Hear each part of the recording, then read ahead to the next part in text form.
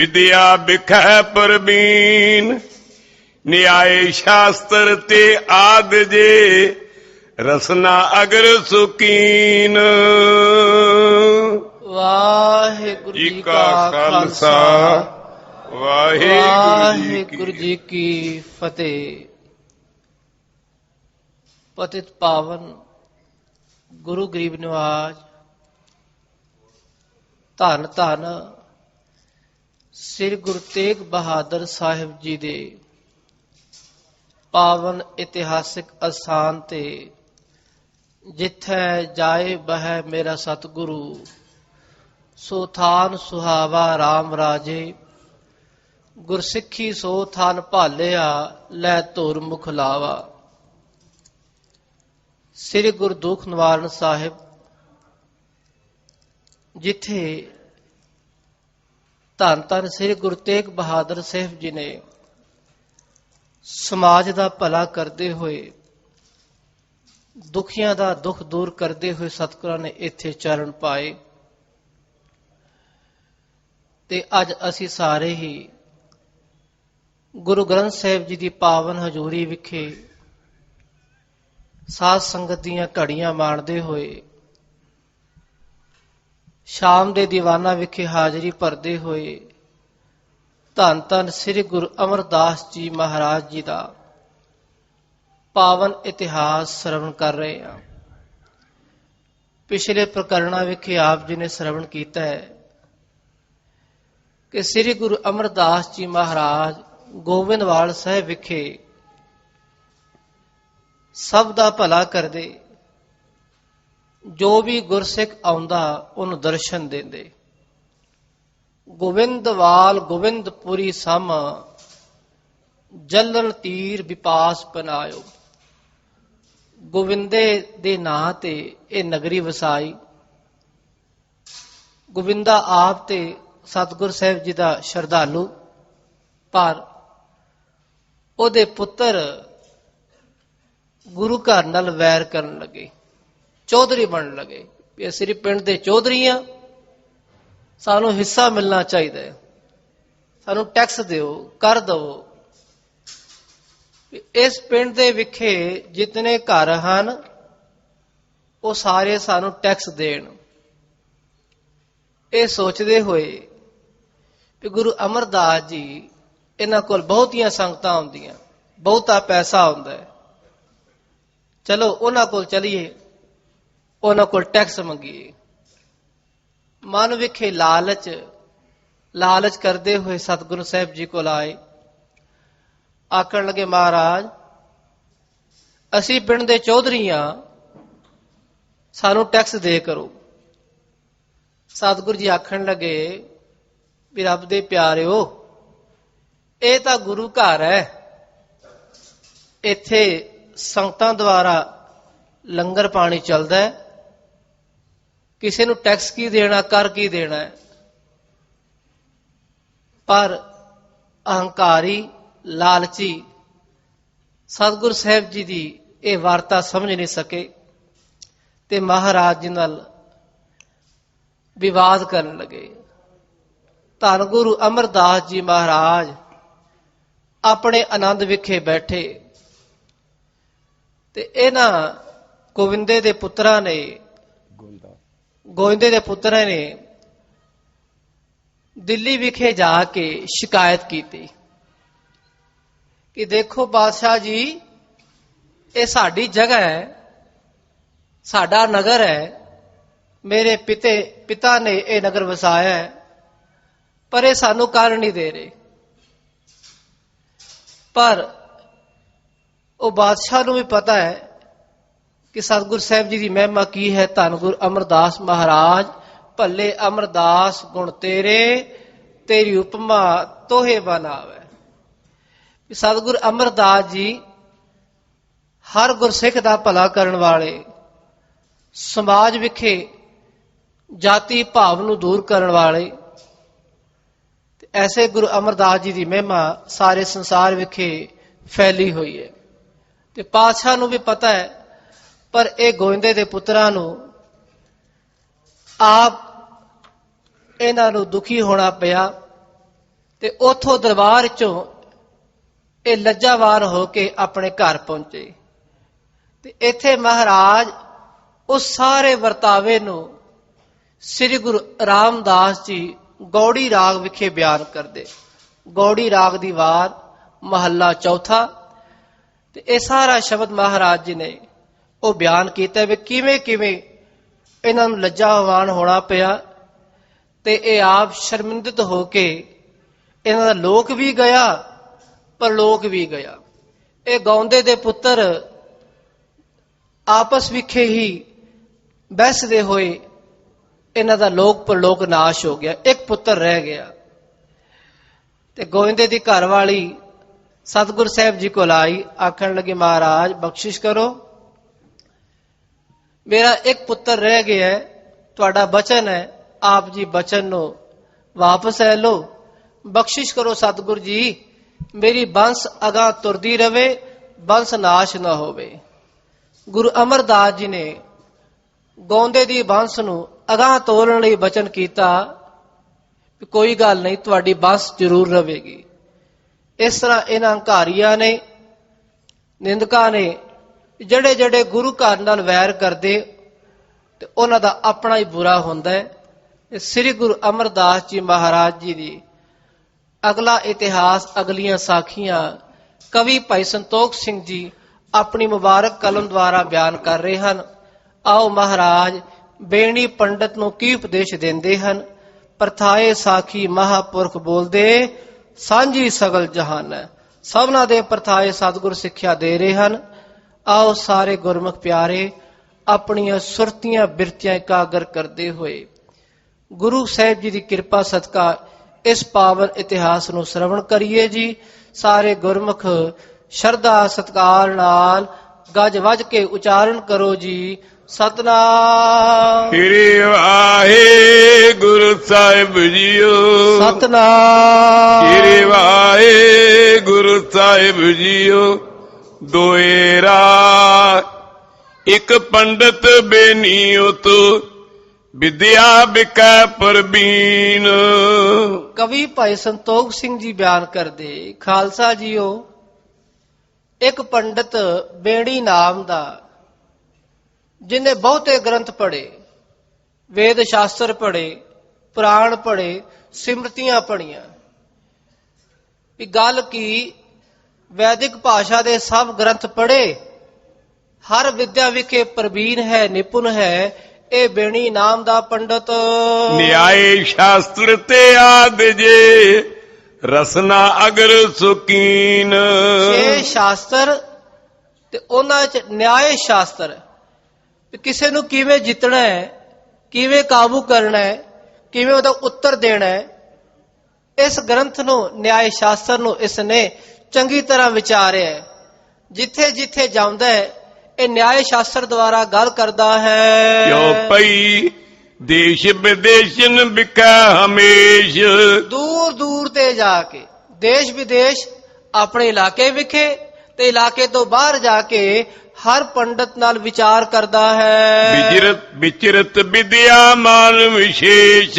ਮਨ ਵਿਖੇ ਹੰਕਾਰ ਹੈ, ਵਿਦਿਆ ਦਾ ਹੰਕਾਰ, ਤੇ ਉਸ ਅਹੰਕਾਰ ਵਿਖੇ ਥਾਂ ਥਾਂ ਤੇ ਵਿਚਰ ਰਿਹਾ ਹੈ। ਜਹਾਂ ਪਠਿਤ ਵਿਦਿਆ ਸੁਨ ਲੇ, ਤੈ ਪਹੁੰਚੈ ਚਰਚਾ ਹਿਤ ਏ। ਜਿੱਥੇ ਸੁਣਦਾ ਹੈ ਕਿ ਕੋਈ ਵਿਦਵਾਨ ਰਹਿੰਦਾ ਹੈ, ਤੇ ਉੱਥੇ ਪਹੁੰਚ ਜਾਂਦਾ ਹੈ, ਜਾ ਕੇ ਚਰਚਾ ਕਰਾਂ, ਉਹਨੂੰ ਜਿੱਤਾਂ ਤੇ ਆਪ ਉਸ ਤੇ ਕਾਬੂ ਪਾਵਾਂ। ਲੋਕ ਬ੍ਰਿੰਦ ਮੈਂ ਲਿਖੈ ਪ੍ਰਥਮ ਇਮ, ਹੋਏ ਪਰਾਜੈ ਚਰਚਾ ਮੈਂ ਕਿਮ। ਤੇ ਇਸ ਨੇ ਵੱਡੇ ਵੱਡੇ ਇਸ਼ਤਿਹਾਰ ਵੀ ਛਪਾ ਰੱਖੇ ਵੀ ਹੈ ਕੋਈ ਚਰਚਾ ਕਰਨ ਵਾਲਾ, ਮੇਰੇ ਨਾਲ ਚਰਚਾ ਕਰੋ, ਵਾਰ ਵਿਵਾਦ ਕਰੋ। ਇਸ ਤਰ੍ਹਾਂ ਇਸ਼ਤਿਹਾਰਾਂ ਦੁਆਰਾ, ਲਿਖਿਤ ਪ੍ਰਮਾਣਾਂ ਦੁਆਰਾ ਇਹ ਹਰ ਇੱਕ ਨੂੰ ਚੈਲੰਜ ਕਰਦਾ ਹੈ। ਤਿਸ ਕੇ ਪੁਸਤਕ ਛੀਨੈ ਸਾਰੇ, ਜੀਤਨ ਹਾਰੋ ਲੈ ਸੰਭਾਰੇ। ਇਹ ਸ਼ਰਤ ਹੈ ਵੀ ਜਿਹੜਾ ਜਿਹੜਾ ਵਿਦਵਾਨ ਪੰਡਤ ਮੇਰੇ ਨਾਲ ਸ਼ਾਸਤਰ ਵਿਚਾਰ ਕਰੇਗਾ, ਵਿਦਿਆ ਦੀ ਵਿਚਾਰ ਕਰੇਗਾ, ਬਾਦ ਵਿਵਾਦ ਕਰੇਗਾ, ਜਿਹੜਾ ਹਾਰ ਗਿਆ ਉਹਦੇ ਗ੍ਰੰਥ ਜਿੱਤਣ ਵਾਲਾ ਲੈ ਲੇਗਾ। ਤੇ ਲੋਕੀ ਇਸ ਵਰਤਾਵੇ ਨੂੰ ਵੇਖਣ ਲਈ ਬੜੇ ਚਾਅ ਨਾਲ ਆਉਂਦੇ ਕਿ ਪੰਡਤ ਜੀ ਕਿਵੇਂ ਦੂਜੇ ਨੂੰ ਜਿੱਤਣਗੇ ਤੇ ਕਿਵੇਂ ਦੂਜੇ ਦਾ ਮਖੌਲ ਕਰਨਗੇ, ਇਹ ਵੇਖਣ ਲਈ ਚਾਅ ਨਾਲ ਆਉਂਦੇ ਹਨ। ਲੋਕ ਮਿਲੈ ਬੋ ਚਰਚਾ ਮਾਏ, ਸੁਨੈ ਸਰਬੀਰ ਦੇ ਉਮਾਹੇ। ਲੋਕੀ ਜਿਹੜੇ ਸੁਣਦੇ ਹਨ ਵੀ ਚਰਚਾ ਹੋਵੇਗੀ, ਚਲੋ ਚਲੀਏ ਉਸ ਚਰਚਾ ਨੂੰ ਵੇਖੀਏ। ਬੇਨੀ ਪੰਡਤ ਜੀਤੈ ਸਭੋ, ਦਿਜਤੇ ਪੁਸਤਕ ਛੀਨੈ ਸਭੋ। ਜਦੋਂ ਇਹ ਬੇਣੀ ਪੰਡਤ ਜਿੱਤ ਲਵੇਗਾ ਤੇ ਦੂਜੇ ਵਿਦਵਾਨ ਤੋਂ, ਦੂਜੇ ਪੰਡਤ ਤੋਂ ਸਾਰੇ ਗ੍ਰੰਥ ਖੋਹ ਲਵੇਗਾ। ਸੁਨੈ ਧਨੀ ਨਰ ਤਨ ਅਰ ਪਾਵੈ, ਬਹੁ ਕੀਰਤ ਕੋ ਕਹਿ ਸੁਨਾਵੈ। ਜਿਹੜੇ ਧਰਵਾਨ ਸੁਣਦੇ ਹਨ ਇਹਦੀ ਵਾਰਤਾ ਨੂੰ, ਇਹਦੀ ਗੱਲਾਂ ਨੂੰ, ਤੇ ਉਹਨੂੰ ਫਿਰ ਦਾਨ ਵੀ ਦਿੰਦੇ। ਲੋ ਪੰਡਤ ਜੀ ਤੁਸੀਂ ਵਿਦਵਾਨ ਹੋ, ਤੁਹਾਨੂੰ ਕੋਈ ਦਕਸ਼ਨਾ ਦੇ ਰਹੇ ਆ, ਡਰ ਕਰਕੇ ਵੀ ਪੰਡਤ ਵਿਦਵਾਨ ਹੈ ਪਰ ਇਹ ਨਹੀਂ ਜਾਣਦੇ ਵੀ ਇਹਦੇ ਅੰਦਰ ਅਹੰਕਾਰ ਵੀ ਹੈ। ਲੋਕ ਦਿਖਾਵਾ ਤਾਂ ਕਰਦੇ ਕਈ ਧਨਵਾਨ, ਪਰ ਮਨ ਦੀ ਗੱਲ ਨਹੀਂ ਜਾਣਦੇ। ਇਸ ਬਿਦ ਬਹੁਤੋ ਨਗਰ ਮਝਾਰਾ, ਫਿਰਤ ਲਦਾਇਓ ਪੁਸਤਕ ਭਾਰਾ। ਬੇੜੀ ਪੰਡਤ ਥਾਂ ਤੇ ਗੋਸ਼ਟ ਕਰਦਾ ਹੋਇਆ, ਹਰ ਥਾਂ ਵਿਚਰਦਾ ਹੋਇਆ ਇਹੀ ਲੱਭਦਾ ਰਹਿੰਦਾ ਹੈ ਵੀ ਕਿਸੇ ਸਥਾਨ ਤੇ ਕੋਈ ਵਿਦਵਾਨ ਹੈ ਚਰਚਾ ਕਰਨ ਵਾਲਾ, ਮੇਰੇ ਨਾਲ ਚਰਚਾ ਕਰੇ। ਉਸ਼ਟਰ ਏਕ ਲਿਓ ਸੰਗ ਫਿਰੇ, ਜਾਂ ਤੇ ਬੋ ਹੰਕਾਰ ਸੋ ਧਰੇ। ਇਤਨਾ ਅਹੰਕਾਰ ਇਹਦੇ ਮਨ ਵਿਖੇ ਕਿ ਇੱਕ ਊਂਠ ਤੇ ਗ੍ਰੰਥ ਹੀ ਲੱਦੇ ਹੋਏ। ਜਿਹੜੇ ਗ੍ਰੰਥ ਜਿੱਤਦਾ ਹੈ ਉਹਨਾਂ ਸਭ ਨੂੰ ਊਂਠ ਤੇ ਲੱਦ ਲੈਂਦਾ ਹੈ। ਲੋਕੀ ਵੇਖਣ ਤਾਂ ਸਹੀ ਕਿਤਨਾ ਪੰਡਤ ਵਿਦਵਾਨ ਹੈ, ਇਹਦੇ ਕੋਲ ਬਹੁਤੇ ਗ੍ਰੰਥ ਹਨ, ਬੜਾ ਸਿਆਣਾ ਹੈ। ਇਹ ਵਿਖਾਵਾ ਕਰਨ ਲਈ ਇਸ ਬੇੜੀ ਪੰਡਤ ਨੇ ਆਪਣੇ ਸਾਰੇ ਗ੍ਰੰਥ ਊਂਠ ਤੇ ਲੱਦੇ ਹੋਏ ਹਨ। ਵਿਦਿਆ ਅਰਥੀ ਪਟਬੇ ਕਾਰਨ, ਫਿਰੈ ਸੰਗ ਬੋ ਕਰਤ ਵਿਚਾਰਨ। ਕਈ ਵਿਦਿਆਰਥੀ ਵਿਦਿਆ ਦੇ ਅਰਥੀ ਚਾਹਵਾਨ, ਕਈ ਬੱਚੇ ਜਾਂ ਨੌਜਵਾਨ ਵੀ ਜਿਨ੍ਹਾਂ ਦੇ ਮਨ ਵਿਖੇ ਵਿਦਿਆ ਦੀ ਇੱਛਾ ਹੈ ਤੇ ਇਹਦੇ ਨਾਲ ਰਹਿੰਦੇ ਵੀ ਪੰਡਿਤ ਸਾਨੂੰ ਵਿਦਿਆ ਸਿਖਾਓ, ਸਾਨੂੰ ਵੀ ਗਿਆਨ ਦਵੋ। ਮੈਂ ਦਿਗ ਵਿਜੈ ਕਰੋ ਛਿਤ ਫਿਰ ਕੈ, ਕੋ ਠਹਿਰੈ ਵਿਦਿਆ ਸੰਗ ਅਰਕੈ। ਮਨ ਵਿਖੇ ਇਹੀ ਅਹੰਕਾਰ ਹੈ ਕਿ ਮੈਂ ਸਾਰੇ ਇਲਾਕੇ ਨੂੰ ਜਿੱਤ ਲਵਾਂਗਾ। ਦਿਗ ਵਿਜੈ, ਦਿਗ ਆਖਦੇ ਦਿਸ਼ਾ ਨੂੰ, ਵੀ ਚਾਰੋਂ ਦਿਸ਼ਾ ਵਿਖੇ ਮੈਂ ਆਪਣੀ ਫਤਿਹ ਕਰਾਂਗਾ। ਜਿਹੜਾ ਪੰਡਤ ਮੇਰੇ ਸਾਹਮਣੇ ਅੜੇਗਾ ਮੈਂ ਸ਼ਾਸਤਰ ਵਿਚਾਰ ਕਰਕੇ, ਗਿਆਨ ਚਰਚਾ ਕਰਕੇ ਸਭ ਨੂੰ ਜਿੱਤ ਲਵਾਂਗਾ।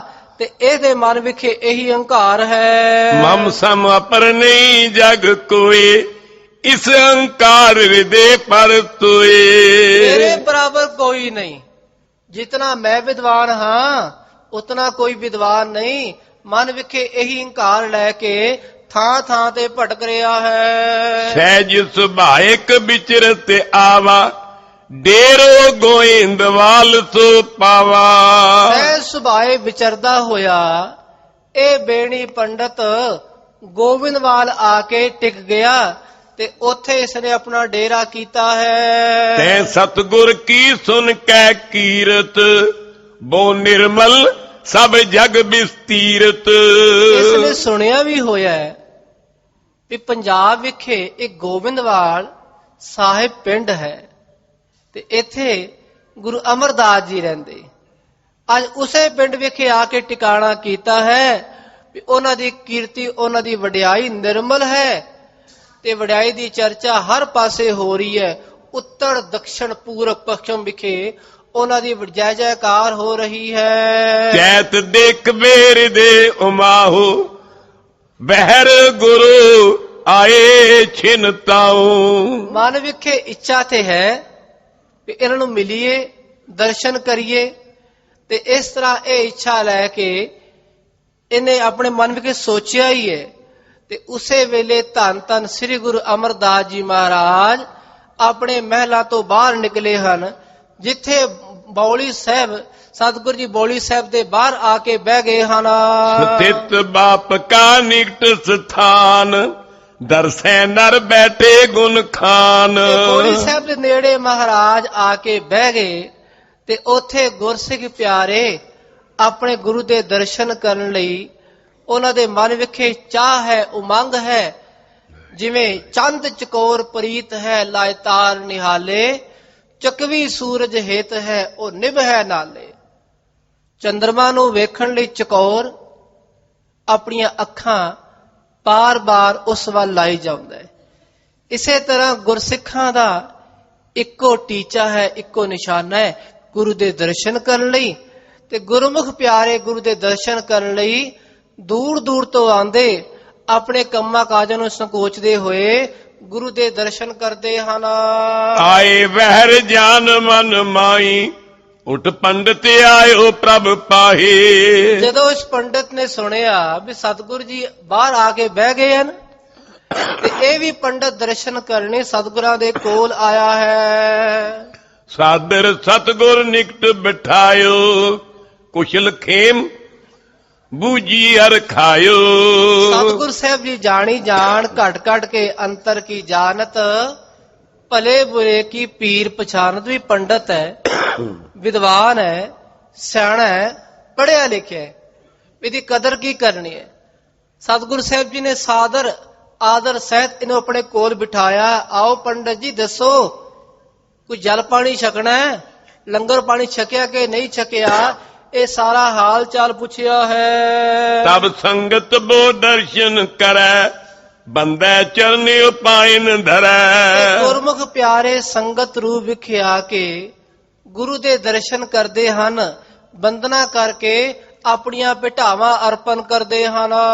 ਹਿਤ ਬਾਂਛਤ ਸਤਿਗੁਰ ਤੇ ਪਾਵੈ ਹਿਤ ਪਰਲੋਕ ਗਤ ਹਿਰਦੈ ਮਨਾਵੈ। ਆਪਣੀਆਂ ਮਨ ਇੱਛਾਵਾਂ, ਜੋ ਵੀ ਮਨ ਦੀ ਇੱਛਾ ਹੈ, ਜੋ ਮੰਗੈ ਠਾਕੁਰ ਆਪਣੇ ਤੇ ਸੋਈ ਸੋਈ ਦੇਵੇ। ਸਤਿਗੁਰੂ ਜੀ ਸਭ ਦੀਆਂ ਇੱਛਾਵਾਂ ਪੂਰੀਆਂ ਕਰਦੇ। ਗੁਰਸਿੱਖ ਪਿਆਰੇ ਆਪਣੇ ਮਨ ਵਿਖੇ ਇੱਛਾਵਾਂ ਲੈ ਕੇ ਆਪਣੀ ਇੱਛਾ ਨੂੰ ਪੂਰਤੀ ਕਰਦੇ ਹਨ। ਬੇਨੀ ਪੰਡਤ ਦੇਖ ਸਬਨ ਕੋ ਮਨ ਹੰਕਾਰਤ ਕਰਿਓ ਬਚਨ ਕੋ।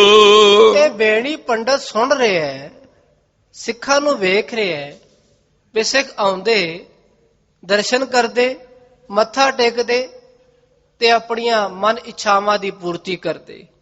ਸਤਿਗੁਰੂ ਜੀ ਆਖਦੇ ਜਾਓ ਗੁਰਸਿੱਖੋ, ਤੁਹਾਡੀ ਚੜ੍ਹਦੀ ਕਲਾ ਹੋਵੇ, ਤੁਹਾਡਾ ਕਲਿਆਣ ਹੋਵੇ, ਤੁਹਾਡਾ ਭਲਾ ਹੋਵੇ।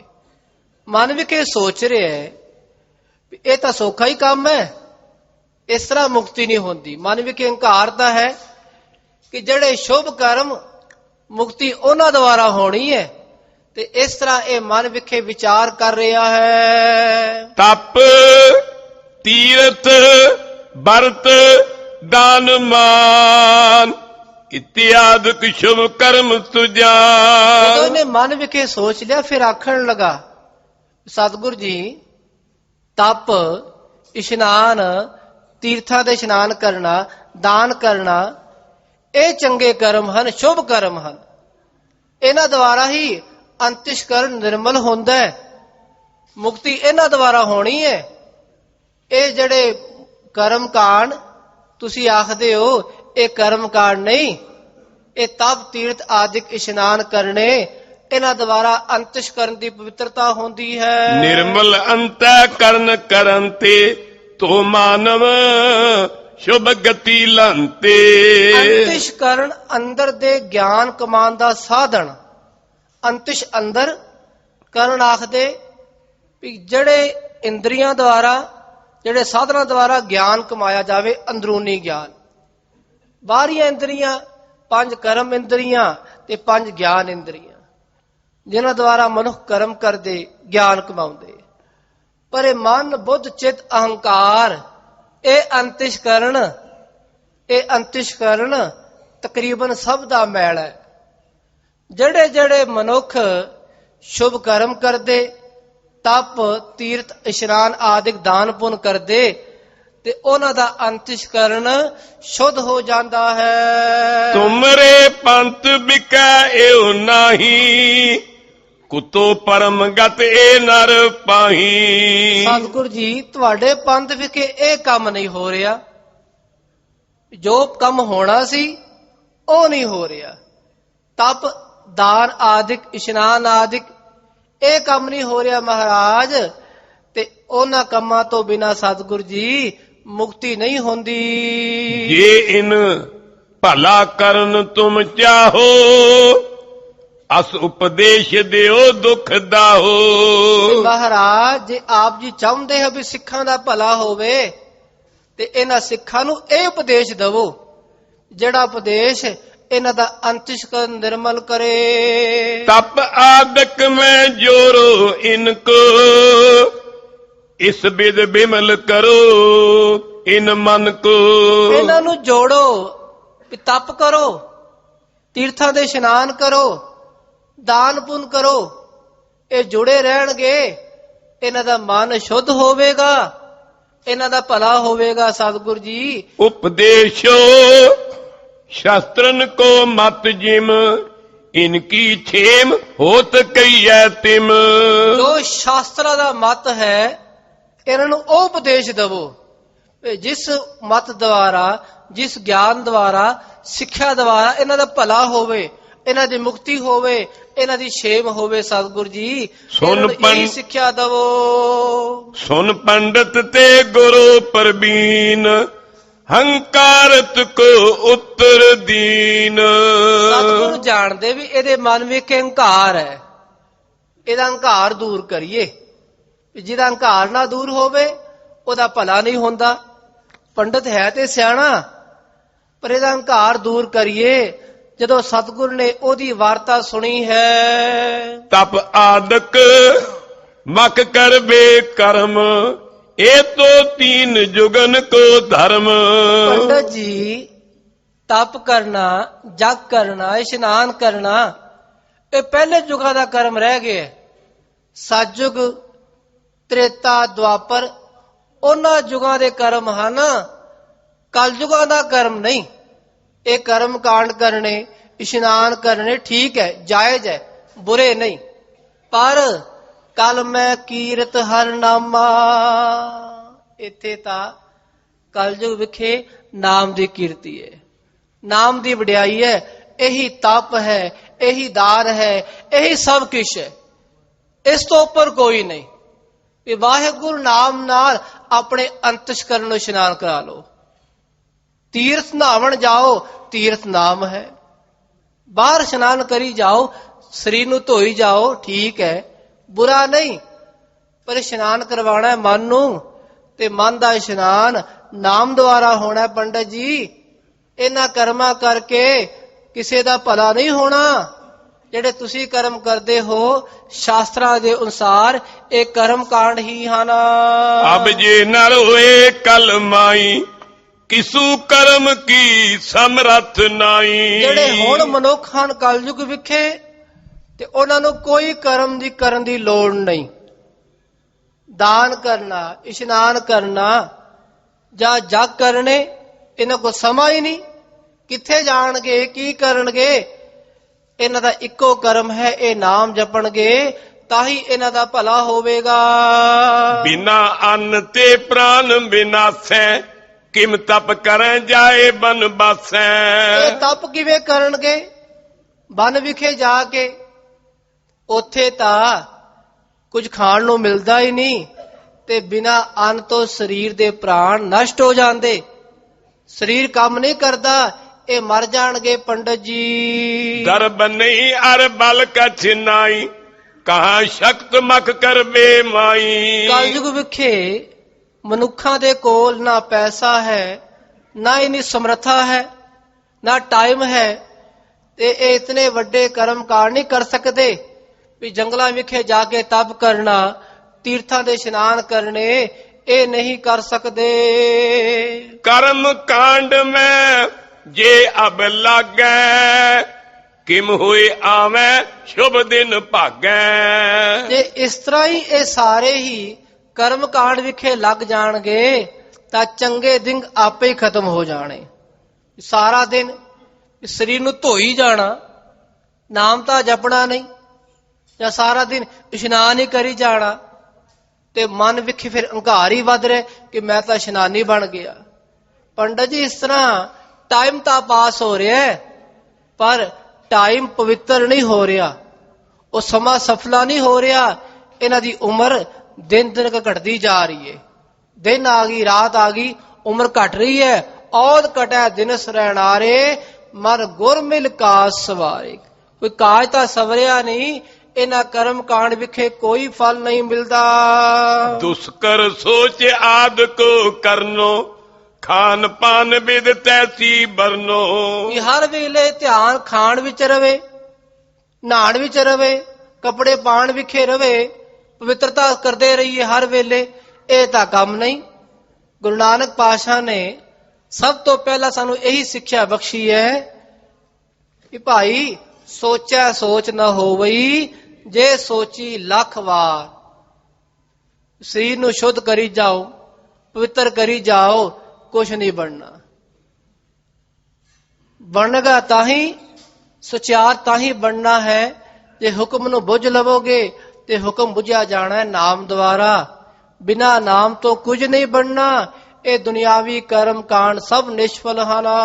ਇਮ ਅਸ਼ਕਤ ਨਰ ਜਾਨੋ ਸਬੈ, ਪ੍ਰਥਮ ਧਰਮ ਕਿਮ ਹੋਵੈ ਅਬੈ। ਤੇ ਹੁਣ ਹਰ ਬੰਦਾ ਅਸ਼ਕਤ ਹੈ, ਉਹਦੀ ਸ਼ਕਤੀ ਨਹੀਂ। ਪਿਛਲੇ ਯੁੱਗਾਂ ਵਿਖੇ ਉਹਨਾਂ ਦੀ ਉਮਰ ਵੀ ਵੱਧ, ਉਹਨਾਂ ਕੋਲ ਪੈਸਾ ਵੀ ਬਹੁਤਾ, ਸਰੀਰ ਵੀ ਬਲਸ਼ਾਲੀ, ਪਰ ਅੱਜ ਕੱਲ ਤਾਂ ਕਿਸੇ ਕੋਲ ਪੈਸੇ ਵੀ ਬਹੁਤੇ ਨਹੀਂ, ਉਮਰ ਵੀ ਥੋੜੀ ਹੈ, ਕੰਮ ਧੰਦੇ ਬਹੁਤੇ। ਇਸ ਕਰਕੇ ਇਹੀ ਸਮਾਂ ਹੈ, ਥੋੜਾ ਸਮਾਂ ਤੇ ਥੋੜਾ ਹੀ ਨਾਮ ਜਪਣਾ, ਨਾਲ ਨਾਲ ਸੰਗਤ ਵੀ ਕਰਨੀ ਹੈ। ਤਿਨ ਕੋ ਕਰਤਿਓ ਸੁਖ ਦੁਖ ਪਾਵੈ, ਸੁਰਗ ਵਿਖੈ ਕਬ ਨਰਕ ਸਿਧਾਵੈ। ਉਹਨਾਂ ਕਰਮਾਂ ਨੂੰ ਕਰਦੇ ਹੋਏ ਕਦੀ ਸੁਖ ਕਦੀ ਦੁੱਖ ਆ ਗਿਆ, ਤੇ ਸੁਖ ਦੁੱਖ ਦਾ ਇਹੀ ਕਰਮ ਹੈ ਵੀ ਨਰਕ ਜਾਂ ਸਵਰਗ, ਜੰਮਣਾ ਜਾਂ ਮਰਨਾ, ਜਾਂ ਨਰਕਾਂ ਵਿਖੇ ਜਾਣਾ ਜਾਂ ਸਵਰਗਾ ਵਿਖੇ ਜਾਣਾ।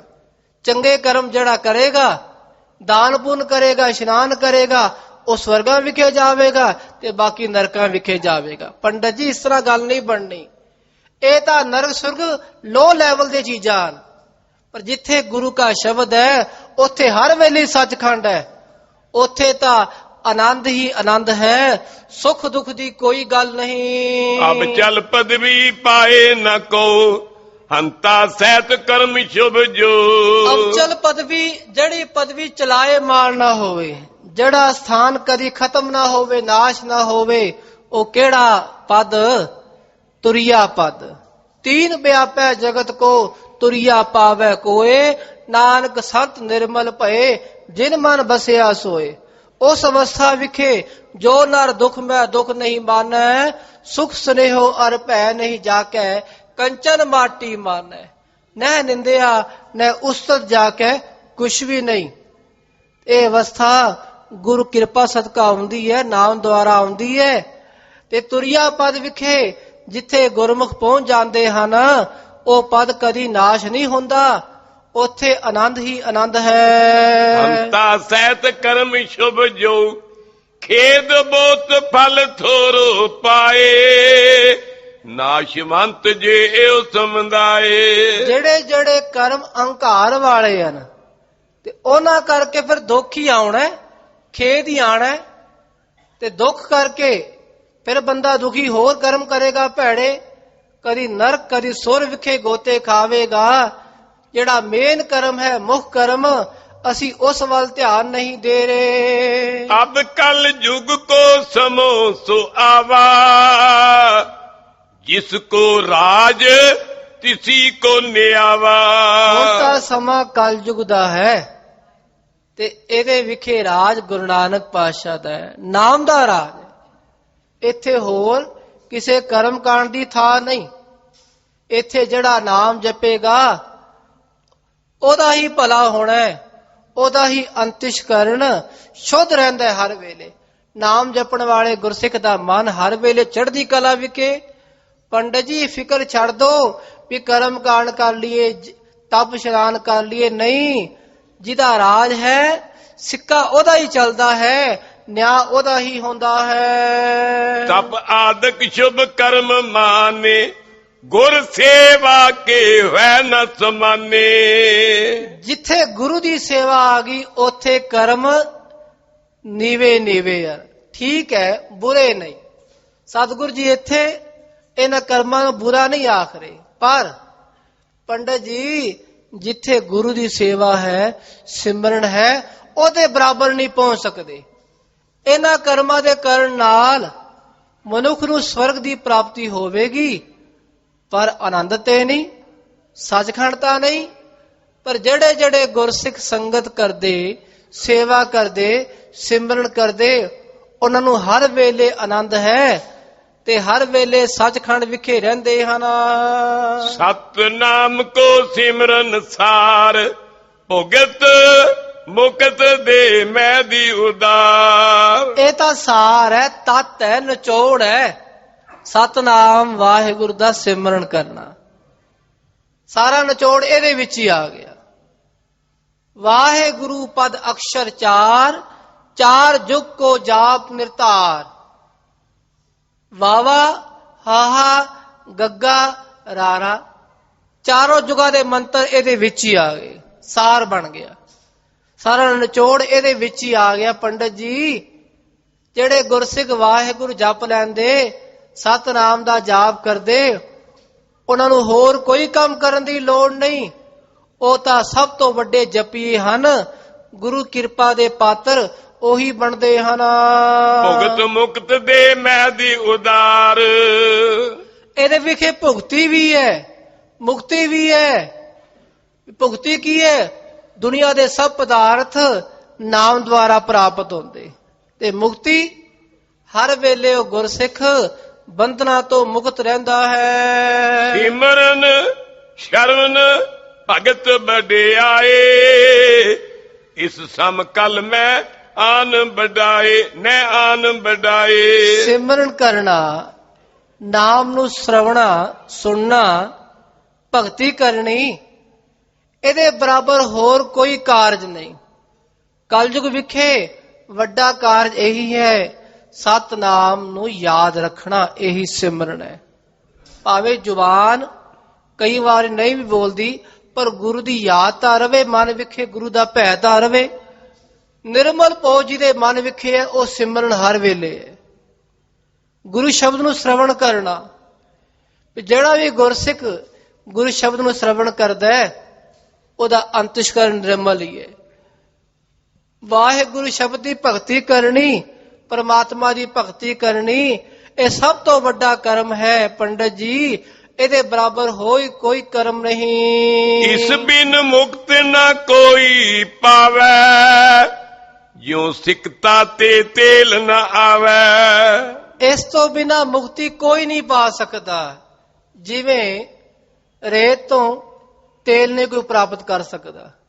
ਤੇਲ ਲੈਣਾ ਤੇ ਫਿਰ ਤਿਲਾਂ ਨੂੰ ਚੰਗੀ ਤਰ੍ਹਾਂ ਨਿਚੋੜਨਾ ਪਵੇਗਾ, ਮਸ਼ੀਨ ਕੋਲੂ ਵਿਖੇ ਪਾ ਕੇ ਉਥੋਂ ਤੇਲ ਕੱਢਣਾ ਪਵੇਗਾ। ਰੇਤ ਵਿਖੇ ਕੋਈ ਤੇਲ ਨਹੀਂ ਪ੍ਰਾਪਤ ਕਰ ਸਕਦਾ। ਇਹਨਾਂ ਕਰਮ ਕਾਂਡਾਂ ਵਿਖੇ ਆਨੰਦ ਨਹੀਂ, ਮੁਕਤੀ ਨਹੀਂ। ਇਹ ਕਰਮ ਕਾਂਡ ਤਾਂ ਆਪ ਬੰਧਨ ਵਿਖੇ ਪਾਉਣ ਵਾਲੇ ਆ, ਜਨਮ ਮਰਨ ਦਾ ਕਾਰਨ ਬਣਦੇ ਹਨ। ਪੰਡਤ ਜੀ ਜਿਹੜਾ ਗੁਰਸਿੱਖ ਨਾਮ ਦਾ ਜਾਪ ਕਰਦਾ ਹੈ, ਉਹ ਹਰ ਵੇਲੇ ਹੀ ਚੜ੍ਹਦੀ ਕਲਾ ਵਿਖੇ ਰਹਿੰਦਾ ਹੈ। ਤਪ ਵਰਤ ਆਦਿਕ ਜੇ ਅਚਾਰ, ਫੋਕਟ ਨਾਮ ਮਹੀਨ ਅਸਾਰ। ਇਹ ਨਾਮ ਤੋਂ ਬਿਨਾ ਫੋਕਟ ਹਨ। ਤਪ ਆਦਿਕ ਜੋ ਵੀ ਆਚਾਰ ਚੰਗੇ ਕਰਮ ਹਨ, ਠੀਕ ਹੈ, ਬੁਰੇ ਨਹੀਂ, ਪਰ ਬਿਨਾ ਨਾਮ ਤੋਂ ਇਹ ਫੋਕਟ ਹੀ ਹਨ। ਔਰ ਕਹਾਂ ਲਗ ਕੋ ਬਨਾਈ, ਅਪ ਵਿਪਰਜੈ ਹੋਏ ਸਭ ਜਾਈ। ਬੇੜੀ ਪੰਡਤ ਜੀ ਆਪ ਜੀ ਨੂੰ ਕੀ ਦਸੀਏ ਵੀ ਨਾਮ ਦੀ ਕੀ ਕੀ ਵਡਿਆਈ ਹੈ, ਇੱਕ ਜ਼ੁਬਾਨ ਨਹੀਂ ਆਖ ਸਕਦੀ। ਜਿਹੜੇ ਕਰਮ ਕਾਂਡ ਇਹ ਤਾਂ ਕੇਵਲ ਅੰਤਸ਼ਕਰਨ ਨੂੰ ਨਿਰਮਲ ਕਰਦੇ ਹਨ, ਪਰ ਨਾਮ ਜਪਣ ਵਾਲਾ ਨਾਮੀ ਵਿਖੇ ਭੇਦ ਹੋ ਜਾਂਦਾ ਹੈ। ਇਹੀ ਨਾਮ ਦੀ ਵੱਡੀ ਵਡਿਆਈ ਹੈ। ਸਿਮਰੈ ਨਾਮ ਹਰੈ ਹੰਕਾਰ, ਕਰਮਨ ਮੈਂ ਇਹ ਬਦੈ ਉਦਾਰ। ਇੱਕ ਕੰਡਾ ਜਾ ਹਰ ਇੱਕ ਦੇ ਮਨ ਵਿਖੇ ਹੈ, ਉਹ ਹਉਮੈ ਦਾ ਕੰਡਾ ਕਿ ਮੈਂ ਸਾਰੇ ਤੀਰਥਾਂ ਦੇ ਇਸ਼ਨਾਨ ਕਰ ਲਿਆ, ਮੈਂ ਰੋਜ਼ ਦਾਨ ਕਰਦਾ, ਮੈਂ ਇਹ ਕੰਮ ਕਰਦਾ, ਚੰਗੇ ਕਰਮ ਕਰਦੇ, ਮਨ ਵਿਖੇ ਹੰਕਾਰ ਆ ਗਿਆ, ਕੰਡਾ ਚੁਭਦਾ ਹੀ ਰਹਿਣਾ ਹੈ, ਉਹ ਕੰਡਾ ਬੁਰਾ ਹੈ। ਤੇ ਵਾਹਿਗੁਰੂ ਸ਼ਬਦ ਦੁਆਰਾ, ਸਿਮਰਨ ਦੁਆਰਾ ਇਹ ਨਾਮ ਦਾ ਕੰਡਾ ਬਾਹਰ ਆਉਂਦਾ ਹੈ। ਹਉਮੈ ਦਾ ਕੰਡਾ ਆਪੇ ਵਾਹਿਗੁਰੂ ਸ਼ਬਦ ਦੁਆਰਾ ਬਾਹਰ ਆਉਣਾ ਹੈ। ਵਾਹਿਗੁਰੂ ਗੁਰ ਮੰਤਰ ਹੈ, ਜਪ ਹਉਮੈ ਖੋਈ। ਗੁਰਮੁਖ ਪਿਆਰੇ ਵਾਹਿਗੁਰੂ ਵਾਹਿਗੁਰੂ ਕਰਦੇ ਹੋਏ ਆਪਣੇ ਅੰਦਰੋਂ ਹਉਮੈ ਦੀ ਤਿਆਗ ਕਰਦੇ, ਹਉਮੈ ਦੀ ਬਿਰਤੀ ਨੂੰ, ਉਹਦੀ ਭਾਵਨਾ ਨੂੰ ਪਰੇ ਕਰ ਦਿੰਦੇ, ਮਾਰਦੇ ਨਹੀਂ, ਇਹਨੂੰ ਕਾਬੂ ਕਰਨਾ।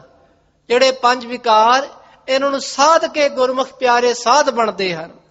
ਪੰਡਤ ਜੀ, ਜਿਹੜੇ ਤੁਸੀਂ ਕਰਮ ਕਰਦੇ ਹੋ ਇਹ ਹੰਕਾਰ ਵਾਲੇ ਕਰਮ ਹਨ, ਪਰ ਗੁਰਮੁਖ ਪਿਆਰੇ ਵਾਹਿਗੁਰੂ ਸ਼ਬਦ ਦੁਆਰਾ, ਸਿਮਰਨ ਦੁਆਰਾ ਹਉਮੈ ਨੂੰ ਨਾਸ਼ ਕਰਦੇ ਹਨ।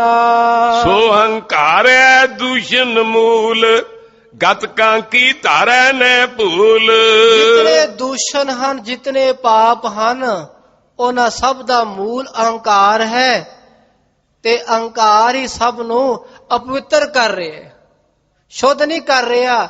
ਤੁਹਾਡਾ ਅੰਤਿਸ਼ਕਰਨ ਮੈਲਾ ਹੈ ਅਹੰਕਾਰ ਕਰਕੇ। ਗਤ ਕਾਂਖੀ ਧਾਰੈ ਨੈ ਭੂਲ। ਜਿਹੜਾ ਰੱਬ ਦਾ ਪਿਆਰਾ ਗਤ ਕਾਂਖੀ ਧਾਰੈ ਨੈ ਮੂਲ, ਭੁੱਲ ਕੇ ਵੀ ਇਸ ਅਹੰਕਾਰ ਨੂੰ ਧਾਰਨਾ ਕਰੇ। ਗਤ ਗਤੀ, ਜਿਹੜਾ ਮੁਕਤੀ ਚਾਹੁੰਦਾ ਹੈ, ਗਤੀ ਚਾਹੁੰਦਾ ਹੈ, ਆਨੰਦ ਚਾਹੁੰਦਾ ਹੈ, ਸਹਿਜ ਚਾਹੁੰਦਾ ਹੈ, ਉਹ ਭੁੱਲ ਕੇ ਵੀ ਇਹਨੂੰ ਧਾਰਨਾ ਕਰੇ।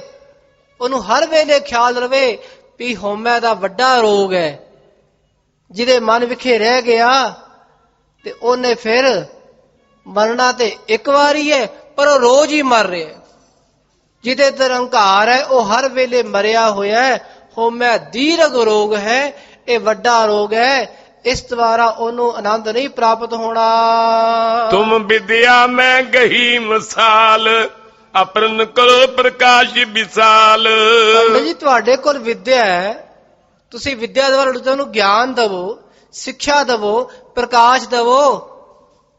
ਜਿਹੜੇ ਰੱਬ ਦੇ ਪਿਆਰੇ ਵਿਦਿਆ ਨੂੰ ਅੱਗੇ ਪ੍ਰਦਾਨ ਕਰਦੇ ਹਨ, ਦਿੰਦੇ ਹਨ, ਉਹ ਭਾਵ ਸਿੱਖਿਆ ਦੇ ਰਹੇ, ਪ੍ਰਕਾਸ਼ ਦੇ ਰਹੇ, ਪਰ ਤੁਹਾਡੇ ਮਨ ਵਿਖੇ ਤਾਂ ਅਹੰਕਾਰ ਹੈ। ਆਪ ਅੰਧੇਰੇ ਮੈਂ ਗਿਰ ਪਰੋ, ਔਰਨ ਕਹੋ ਜਗਤ ਤੁਮ ਤਰੋ। ਤੁਸੀਂ ਆਪ ਖੂੰਜ ਗਿਰ ਰਹੇ ਹੋ, ਅੰਧੇਰੇ ਵਿਖੇ ਗਿਰ ਰਹੇ ਹੋ।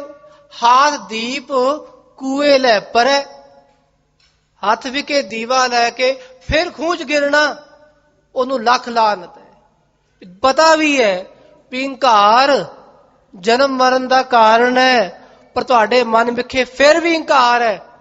ਤੁਹਾਨੂੰ ਹਰ ਵਿਦਿਆ ਦਾ ਗਿਆਨ ਹੈ, ਤੁਸੀਂ ਪੜ੍ਹੇ ਲਿਖੇ ਹੋ, ਸ਼ਾਸਤਰ ਦੇ ਵਿਦਵਾਨ ਹੋ, ਪਰ ਤੁਸੀਂ ਫਿਰ ਵੀ ਹੰਕਾਰ ਕਰਦੇ ਹੋ। ਜਿਹੜੇ ਇਸ ਤਰ੍ਹਾਂ ਹੰਕਾਰ ਕਰਦੇ ਉਹ ਤਾਂ ਆਪ ਡੁੱਬ ਰਹੇ ਹਨ। ਔਰ ਹੰਕਾਰ ਤੋਏ ਅਬ ਐਸੇ, ਵਿਜੈ ਤਿਰਲੋਕੀ ਠਾਨੀ ਜੈਸੇ। ਤੁਹਾਡੇ ਮਨ ਵਿਖੇ ਤਾਂ ਇਤਨਾ ਵੱਡਾ ਹੰਕਾਰ ਹੈ, ਤੁਸਾਂ ਨੇ ਤਿਰਲੋਕੀ ਨੂੰ ਜਿੱਤ ਲਿਆ। ਤਿਰਲੋਕੀ ਤਾਂ ਛੋਟੀ ਜੀ ਹੈ, ਤੁਸੀਂ ਤਾਂ ਆਪਣੇ ਇਲਾਕੇ ਨੂੰ ਜਿੱਤ ਨਹੀਂ ਸਕਦੇ, ਫਿਰ ਹਿੰਦੁਸਤਾਨ ਨੂੰ ਜਿੱਤਣਾ, ਪੂਰੇ ਵਿਸ਼ਵ ਨੂੰ ਜਿੱਤਣਾ, ਬ੍ਰਹਮੰਡ ਨੂੰ ਜਿੱਤਣਾ, ਤੇ ਇਸ ਬ੍ਰਹਮੰਡ ਤੋਂ ਪਰੇ ਤਿਰਲੋਕੀ ਪਈ ਹੈ। ਪੰਡਤ ਜੀ, ਇਤਨਾ ਹੰਕਾਰ ਨਾ ਕਰੋ। ਤੁਸੀਂ ਤਾਂ ਹੰਕਾਰ ਐਵੇਂ ਕਰ ਰਹੇ ਹੋ ਜਿਵੇਂ ਤਿਰਲੋਕੀ ਨੂੰ ਜਿੱਤ ਲਿਆ ਹੈ। ਮਨ ਨੇ ਜੀਤਿਓ ਸ਼ਤਰੂ ਵਿਸਾਲਾ, ਅਪਰ ਜੀਤ ਬੇ ਕਿਆ ਫਲ ਪਾਲਾ। ਆਖੋ ਸਤਨਾਮ ਸ਼੍ਰੀ ਵਾਹਿਗੁਰੂ। ਕੀ ਹੋਇਆ? ਵਿਦਿਆ ਪੜ੍ਹ ਕੇ ਹਰ ਇੱਕ ਨੂੰ ਜਿੱਤ ਲਿਆ, ਪਰ ਜਿਹਨੂੰ ਜਿੱਤਣਾ ਸੀ ਉਹ ਜਿੱਤਿਆ ਨਹੀਂ। ਮਨ ਨੂੰ ਜਿੱਤਿਆ ਨਹੀਂ। ਮਨ ਤਾਂ ਜੋ ਸੂਖਮ ਹੈ ਉਹਦੀ ਸੋਝੀ ਵੀ ਨਹੀਂ ਪ੍ਰਾਪਤ ਕੀਤੀ, ਤੇ ਮਨ ਤੇ ਅਹੰਕਾਰ ਵੱਧੀ ਗਿਆ, ਵੱਧੀ ਗਿਆ, ਗੱਲ ਬਣੀ ਨਹੀਂ। ਪੰਡਤ ਜੀ, ਇਸ ਮਨ ਨੂੰ ਜਿੱਤਣਾ ਸੀ। ਮਨ ਜਿੱਤ ਲੈਂਦੇ ਤੇ ਪੂਰੇ ਸੰਸਾਰ ਤੁਹਾਡੀ ਫਤਿਹ ਹੋ ਜਾਣੀ ਸੀ। ਮਨ ਜੀਤੈ ਜਗ ਜੀਤ। ਇਹ ਮਨ ਨੂੰ ਜਿਹੜਾ ਜਿੱਤ ਲਵੇ ਉਹਦੀ ਹਰ ਪਾਸੇ ਫਤਿਹ ਹੈ। ਪਰ ਤੁਸਾਂ ਨੇ ਤਾਂ ਆਪਣੇ ਮਨ ਨੂੰ ਜਿੱਤਿਆ ਨਹੀਂ। ਸਿੱਖ ਹਜ਼ਾਰੋਂ ਤਰੇ ਹਮਾਰੇ, ਸਤਨਾਮ ਜਪ ਨਿਰੰਕਾਰੇ। ਸਾਡੇ ਸਿੱਖ ਤਾਂ ਸਤਨਾਮ ਵਾਹਿਗੁਰੂ ਦਾ ਜਾਪ ਕਰਕੇ ਨਿਰਅੰਕਾਰੇ, ਬਿਨਾਂ ਅਹੰਕਾਰ ਤੋਂ ਆਪਣੇ ਮਨ ਨੂੰ ਜਿੱਤ ਗਏ। ਉਹ ਜਿੰਦੇ ਜੀ ਸੱਚਖੰਡ ਵਿਖੇ ਹਨ, ਮਰ ਕੇ ਤਾਂ ਸੱਚਖੰਡ ਕਿੰਨੇ ਵੇਖਿਆ। ਉਹ ਜਿੰਦੇ ਜੀ ਰੱਬ ਦੇ ਪਿਆਰੇ ਆਨੰਦ ਵਿਖੇ ਰਹਿੰਦੇ ਹਨ, ਤਰੇ ਹੋਏ ਹਨ। ਸਾਡੇ ਗੁਰਸਿੱਖ ਤਾਂ ਵਾਹਿਗੁਰੂ ਸਿਮਰਨ ਦਾ ਜਾਪ ਕਰਦੇ ਹੋਏ ਆਪਣੇ ਮਨ ਨੂੰ ਜਿੱਤਦੇ ਹਨ, ਤੇ ਮਨ ਨੂੰ ਜਿੱਤ ਕੇ ਉਹਨਾਂ ਦੀ ਹਰ ਪਾਸੇ ਫਤਿਹ ਹੁੰਦੀ ਹੈ। ਪਰ ਉਹਨਾਂ ਦੇ ਮਨ ਵਿਖੇ ਲੇਸ਼ ਮਾਤਰ ਵੀ ਹੰਕਾਰ ਨਹੀਂ ਹੈ। ਪੰਡਤ ਡੂਬੇ ਗਿਣਤੀ ਮਾਈ, ਔਰ ਹੰਕਾਰ ਧਾਰ ਬਹਿ ਜਾਈ। ਪੰਡਤ ਤਾਂ ਡੁੱਬ ਰਹੇ ਹਨ ਗਿਣਤੀ ਮਿੰਤੀ ਵਿਖੇ। ਇਹ ਵੀ ਪੜ ਲਈਏ, ਇਹ ਵੀ ਪੜ ਲਈਏ, ਇਹਨੂੰ ਵੀ ਜਿੱਤ ਲਈਏ, ਇਹਨੂੰ ਵੀ ਜਿੱਤ ਲਈਏ। ਇਹਨਾਂ ਵਿਖੇ ਹੀ ਸਾਰੇ ਡੁੱਬ ਰਹੇ ਹਨ ਕਿ ਮੈਂ ਬਹੁਤਾ ਪੜ ਲਿਆ। ਬਹੁਤਾ ਪੜਨ ਨਾਲ ਬੰਦਾ ਡੁੱਬ ਰਿਹਾ ਹੈ, ਤਰਦਾ ਨਹੀਂ। ਸੁਨ ਪੰਡਤ ਨੇ ਹਿਰਦੇ ਵਿਚਾਰਾ, ਵਿਦਿਆ ਮੈਂ ਹੋਵਤ ਅਹੰਕਾਰਾ। ਪੰਡਤ ਦੇ ਮਨ ਵਿਖੇ ਹੁਣ ਗਿਆਨ ਆਇਆ, ਗੁਰੂ ਦੀ ਸਿੱਖਿਆ ਜਾਗੀ ਵੀ ਠੀਕ ਹੈ। ਸਤਿਗੁਰੂ ਠੀਕ ਆਖਦੇ ਵੀ ਵਿਦਿਆ ਦੁਆਰਾ ਹੰਕਾਰ ਵੱਧਦਾ ਹੈ, ਘਟ ਨਹੀਂ ਰਿਹਾ। ਹੋਣਾ ਤੇ ਇਹ ਸੀ ਵੀ ਗਿਆਨ ਦੁਆਰਾ ਅਹੰਕਾਰ ਖਤਮ ਹੋਣਾ। ਵਿਦਿਆ ਬੁਰੀ ਨਹੀਂ, ਗਿਆਨ ਬੁਰਾ ਨਹੀਂ। ਵਿਦਿਆ ਵਿਚਾਰੀ ਤਾਂ ਪਰਉਪਕਾਰੀ। ਭਲੇ ਲਈ, ਕਿਸੇ ਦੇ ਵਿਸ਼ਵਾਸ ਲਈ, ਦੂਜੇ ਦੀ ਫਤਿਹ ਕਰਨ ਲਈ, ਦੂਜੇ ਨੂੰ ਚੰਗੇ ਪਾਸੇ ਲਾਉਣ ਲਈ ਵਿਦਿਆ ਜਾਇਜ਼ ਹੈ। ਉਹਦੀ ਵਿਚਾਰ ਕਰੋ, ਸਮਝਾਵੋ, ਸਿੱਖਿਆ ਦਵੋ। ਪਰ ਇਹ ਤਾਂ ਨਹੀਂ ਕਿ ਆਪ ਅਹੰਕਾਰੀ ਬਣ ਜਾਵੋ, ਆਪ ਡੁੱਬ ਜਾਓ, ਆਪ ਮਰ ਜਾਵੋ। ਇਹ ਬੁਰਾ ਹੈ ਪੰਡਤ ਜੀ। ਵਿਦਿਆ ਪੜੋ, ਚੰਗੀ ਹੈ, ਪਰ ਵਿਦਿਆ ਪੜ ਕੇ ਦੂਜੇ ਦਾ ਭਲਾ ਕਰੋ, ਆਪਣੇ ਮਨ ਨੂੰ ਸ਼ੁੱਧ ਕਰੋ। ਨਿਰਹੰਕਾਰ ਪਰਮ ਪਦ ਪਾਵੈ, ਸਤਨਾਮ ਜਪ ਦੋਸ਼ ਨਸਾਵੈ। ਤੇ ਵਾਹਿਗੁਰੂ ਨਾਮ ਦਾ ਜਾਪ ਕਰਕੇ ਉਹਨਾਂ ਗੁਰਸਿੱਖਾਂ ਦੇ ਅੰਦਰੋਂ ਇਹ ਅਹੰਕਾਰ ਰੂਪੀ ਦੋਸ਼ ਨਸ ਜਾਂਦਾ ਹੈ, ਦੌੜ ਜਾਂਦਾ, ਰਹਿੰਦਾ ਹੀ ਨਹੀਂ। ਜਿੱਥੇ ਤੂੰ ਆ ਗਿਆ, ਵਾਹਿਗੁਰੂ ਆ ਗਿਆ, ਉੱਥੇ ਮੈਂ ਨਹੀਂ। ਉੱਥੇ ਤਾਂ ਕੇਵਲ ਤੂੰ ਹੀ ਤੂੰ ਰਹਿੰਦਾ ਹੈ। ਕਬੀਰ ਤੂੰ ਤੂੰ ਕਰਤਾ ਤੂੰ ਹੁਆ, ਮੁਝ ਮੈਂ ਰਹਾ ਨਾ ਹੂੰ। ਉੱਥੇ ਤਾਂ ਹੂੰ ਹੈ ਹੀ ਨਹੀਂ, ਉੱਥੇ ਕੇਵਲ ਤੂੰ ਹੀ ਹੈ। ਉਹਨਾਂ ਗੁਰਸਿੱਖਾਂ ਦੇ ਹਿਰਦੇ ਵਿਖੇ ਨਾਮ ਦਾ ਜਾਪ ਕਰਕੇ ਇਹ ਅਹੰਕਾਰ ਲੇਸ਼ ਮਾਤਰ ਵੀ ਨਹੀਂ ਰਹਿੰਦਾ। ਜਾਂ ਤੇ ਜਥਾ ਜੋਗ ਗੁਰਬਾਨੀ, ਮੈਂ ਪਾਮੋ ਕਚ ਹੋਏ ਨਿਰਮਾਨੀ।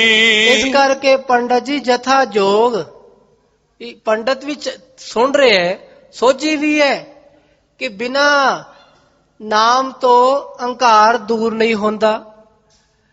ਇਹ ਸਿੱਖਿਆ ਹੁਣ ਪੰਡਤ ਨੂੰ ਮਿਲ ਗਈ ਕਿ ਸਤਿਗੁਰ ਦੀ ਬਾਣੀ ਹੀ ਨਾਮ ਦੁਆਰਾ ਸਾਡੇ ਅੰਦਰੋਂ ਅਹੰਕਾਰ ਨੂੰ ਦੂਰ ਕਰੇਗੀ। ਗੁਰ ਦਰਸ਼ਨ ਤੇ ਮਾਰਗ ਸੁਝਾ, ਭਇਓ ਦੀਨ ਉਪਦੇਸ਼ੈ ਬੁਝਾ। ਪੰਡਤ ਹੁਣ ਦੀਨ ਹੋ ਗਿਆ, ਨੀਵਾ ਹੋ ਗਿਆ ਕਿ ਗੁਰੂ ਦੇ ਦਰਸ਼ਨ ਦੁਆਰਾ ਹੀ ਉਸ ਮਾਰਗ ਦੀ ਪ੍ਰਾਪਤੀ ਹੋਣੀ ਹੈ, ਜਿਸ ਮਾਰਗ ਵਿਖੇ ਜਾਂਦੇ ਹੋਏ ਵੀ ਰੱਬ ਦੇ ਪਿਆਰੇ ਉਹਨਾਂ ਦੇ ਅੰਦਰ ਗਿਆਨ ਹੀ ਗਿਆਨ ਹੈ। ਉਹ ਮਾਰਗ ਮੰਨੈ ਮਗ ਨਾ ਚੱਲੈ ਪੰਥ, ਮਗ ਉਲਟੇ ਰਸਤੇ। ਮੰਨੈ ਮਗਨ ਚੱਲੈ ਪੰਥ। ਜਿਹੜੇ ਨਾਮ ਨੂੰ ਸੁਣ ਲੈਂਦੇ, ਮੰਨ ਲੈਂਦੇ, ਮਨ ਵਿਸ਼ਵਾਸ ਫੇਥ, ਜਿਨ੍ਹਾਂ ਦੇ ਮਨ ਵਿਖੇ ਨਾਮ ਤੇ ਵਿਸ਼ਵਾਸ ਹੈ, ਉਹ ਮਸਤੀ ਵਿਖੇ ਤੁਰਦੇ ਰਹਿੰਦੇ। ਉਹ ਨਾਮ ਦੇ ਰਸਤੇ ਤੇ, ਗੁਰਸਿੱਖੀ ਦੇ ਪੈਂਡੇ ਤੇ ਹਰ ਵੇਲੇ ਤੁਰਦੇ ਰਹਿੰਦੇ। ਇਹੀ ਉਹਨਾਂ ਦਾ ਰਸਤਾ ਹੈ ਕਿ ਨਾਮ ਦੇ ਜਪਣ ਵਾਲੇ ਨਾਮ ਅਭਿਆਸੀ ਹਰ ਵੇਲੇ ਨਾਮ ਵਿਖੇ ਮਗਨ ਰਹਿੰਦੇ ਹਨ।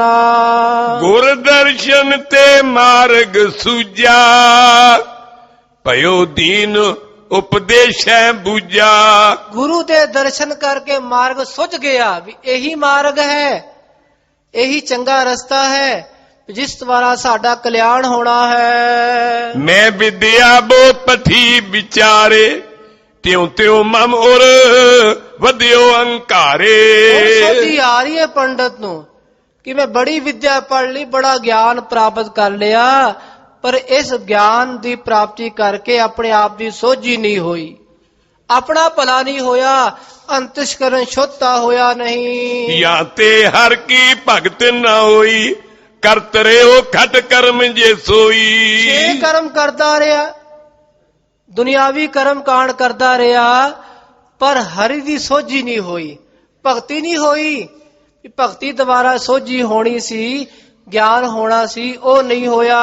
ਚਰਚਾ ਕਰ ਮਿਥਿਆ ਅਭਿਮਾਨੀ, ਸਤ ਸੰਗਤ ਪ੍ਰਭ ਗਤ ਨੈ ਜਾਨੀ। ਹਰ ਵੇਲੇ ਮੈਂ ਚਰਚਾ ਹੀ ਕਰਦਾ ਰਿਹਾ, ਵਾਦ ਵਿਵਾਦ ਕਰਦਾ ਰਿਹਾ, ਪਰ ਕਦੀ ਸੰਗਤ ਨਹੀਂ ਕੀਤੀ, ਕਦੀ ਆਪਣੇ ਆਪ ਦੀ ਵਿਚਾਰ ਨਹੀਂ ਕੀਤੀ ਕਿ ਮੈਂ ਕੌਣ ਆ। ਸੁਣੋ ਰੇ ਤੂੰ ਕੌਣ, ਕਹਾ ਤੇ ਆਇਓ, ਅਸਾਂ ਨੇ ਇਹ ਵਿਚਾਰ ਕਦੀ ਨਹੀਂ ਕੀਤੀ। ਤੁਮਰੇ ਬਚ ਪ੍ਰਤਾਪ ਮੈਂ ਜਾਣਿਓ, ਆਪਨੋ ਹਿਰਦੇ ਦਰਦ ਪਹਿਚਾਨਿਓ। ਇਹ ਸਤਿਗੁਰ ਜੀ ਤੁਹਾਡੇ ਬਚਨਾਂ ਕਰਕੇ ਮੈਂ ਜਾਣ ਲਿਆ, ਤੁਹਾਡਾ ਪ੍ਰਤਾਪ ਵੀ ਇਤਨਾ ਹੈ ਕਿ ਮੇਰੇ ਮਨ ਵਿਖੇ ਅਹੰਕਾਰ ਬਹੁਤਾ ਹੈ। ਮੈਂ ਵਿਦਿਆ ਤਾਂ ਬਹੁਤੀ ਪੜ੍ਹ ਲਈ, ਪਰ ਮੇਰੇ ਮਨ ਵਿਖੇ ਨਾਮ ਦਾ ਲੇਸ਼ ਮਾਤਰ ਵੀ ਨਹੀਂ।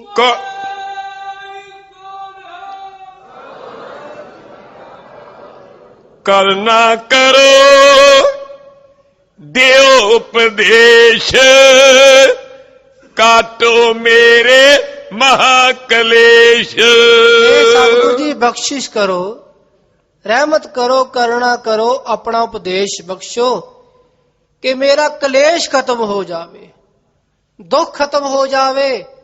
ਅਹੰਕਾਰ ਜਨਮ ਮਰਨ ਦਾ ਕਾਰਨ ਹੈ, ਇਹ ਵੱਡਾ ਕਲੇਸ਼ ਮਨ ਵਿੱਚੋਂ ਖਤਮ ਹੋ ਜਾਵੇ। ਮਨ ਨੇ ਬਸ ਆਵੇ ਕਿਸ ਰੀਤ, ਕਾਮ ਕ੍ਰੋਧ ਹੰਕਾਰੀ ਨੀਤ। ਮਨ ਵਿਖੇ ਹਰ ਵੇਲੇ ਕਾਮ ਕ੍ਰੋਧ ਅਹੰਕਾਰੀ ਨੀਤੀ ਹੈ। ਕਦੀ ਸਾਡਾ ਮਨ ਆਪਣੇ ਮਨ ਵਿੱਚ ਕਾਬੂ ਨਹੀਂ ਆ ਰਿਹਾ। ਮਨ ਹੈ ਤਾਂ ਆਪਣਾ ਹੀ, ਪਰ ਇਹਦੀ ਸੋਝੀ ਨਹੀਂ ਹੋ ਰਹੀ, ਟਿਕ ਨਹੀਂ ਰਿਹਾ। ਇਹ ਹਰ ਵੇਲੇ ਮਨ ਦੌੜ ਰਿਹਾ ਹੈ, ਟਿਕ ਨਹੀਂ ਰਿਹਾ। ਕਬਹੂ ਜੀੜਾ ਊਬ ਚੜਤ ਹੈ, ਕਬਹੂ ਜਾਏ ਪਿਆਲੇ, ਲੋਭੀ ਜੀੜਾ ਥਿਰ ਨਾ ਰਹਿਤ ਹੈ, ਚਾਰੇ ਕੁੰਡਾ ਭਾਲੇ। ਥਾਂ ਥਾਂ ਤੇ ਮਨ ਦੌੜ ਰਿਹਾ ਹੈ, ਦਸਾਂ ਦਿਸ਼ਾ ਵਿਖੇ ਮਨ ਦੀ ਪ੍ਰਵਿਰਤੀ ਹੋ ਰਹੀ ਹੈ, ਪਰ ਮਨ ਆਪਣੇ ਆਪ ਵਿਖੇ ਟਿਕ ਨਹੀਂ ਰਿਹਾ। ਜਿਸ ਤੇ ਮੇਰੋ ਮਨ ਸੁਧ ਹੋਏ, ਕਿਰਪਾ ਕਰੋ ਦਿਓ ਸੁਖ ਸੋਏ। ਸਤਿਗੁਰੂ ਜੀ ਬਖਸ਼ਿਸ਼ ਕਰੋ, ਜਿਸ ਕਰਕੇ ਮੇਰਾ ਮਨ ਸ਼ੁੱਧ ਹੋ ਜਾਵੇ, ਤੇ ਸਾਨੂੰ ਉਹ ਉਪਦੇਸ਼ ਬਖਸ਼ੋ ਕਿ ਆਪਣੇ ਆਪ ਦੀ ਸੋਝੀ ਹੋਵੇ, ਮਨ ਦੀ ਪਵਿੱਤਰਤਾ ਹੋਵੇ। ਬੇਨੀ ਕੀ ਬਿਨਤੀ ਸੁਨ ਸ਼ਰੋਨ, ਬੋਲੇ ਸਤਿਗੁਰ ਕਰਨਾ ਭਾਉਨ। ਕਰਨਾ ਦੇ ਘਰ, ਕਰਨਾ ਦੇ ਸਾਗਰ, ਧੰਨ ਧੰਨ ਸ੍ਰੀ ਗੁਰੂ ਅਮਰਦਾਸ ਜੀ ਮਹਾਰਾਜ ਪੰਡਤ ਜੀ ਦੀ ਬੇਨਤੀ ਸੁਣ ਕੇ ਫਰਮਾਨ ਕਰਨ ਲਗੇ ਹਨ। ਜਿਸ ਤੇ ਮਨ ਵਿਕਾਰ ਕਰ ਨਾਸ਼, ਭਇਓ ਵਿਸਾਲ ਸੂਰਜ ਦੇ ਪ੍ਰਕਾਸ਼। ਇਸ ਕਰਕੇ ਮਨ ਦਾ ਅਹੰਕਾਰ ਦੂਰ ਹੋ ਜਾਵੇ, ਮਨ ਨੂੰ ਸੋਝੀ ਹੋਵੇ ਆਪਣੇ ਆਪ ਦੀ, ਤੇ ਉਹਦੇ ਮਨ ਵਿਖੇ ਆਪਣੇ ਸਰੂਪ ਦਾ ਪ੍ਰਕਾਸ਼ ਹੋਵੇ। ਮਲਾਰ ਮਹਲਾ ਤੀਜਾ, ਕਰ ਦੂਜਾ ਇਕ ਓੰਕਾਰ ਸਤਿਗੁਰ ਪ੍ਰਸਾਦ। ਮਲਾਰ ਰਾਗ ਵਿਖੇ ਧੰਨ ਧੰਨ ਸ੍ਰੀ ਗੁਰੂ ਅਮਰਦਾਸ ਜੀ ਮਹਾਰਾਜ ਦੂਜੇ ਘਰ ਵਿਖੇ ਸ਼ਬਦ ਨੂੰ ਗਾਣ ਦਾ ਹੁਕਮ ਕਰ ਰਹੇ ਹਨ। ਇੱਕ ਓੰਕਾਰ, ਸਭ ਤੋਂ ਪਹਿਲਾਂ ਵਾਹਿਗੁਰੂ ਇੱਕ ਹੀ ਹੈ।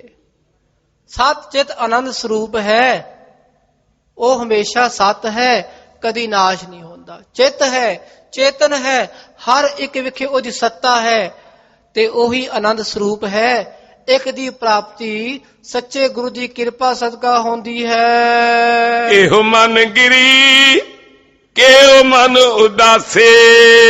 ਪੰਡਤ ਜੀ ਦੱਸੋ ਤਾਂ ਸਹੀ, ਇਹ ਮਨ ਹੈ ਕੀ?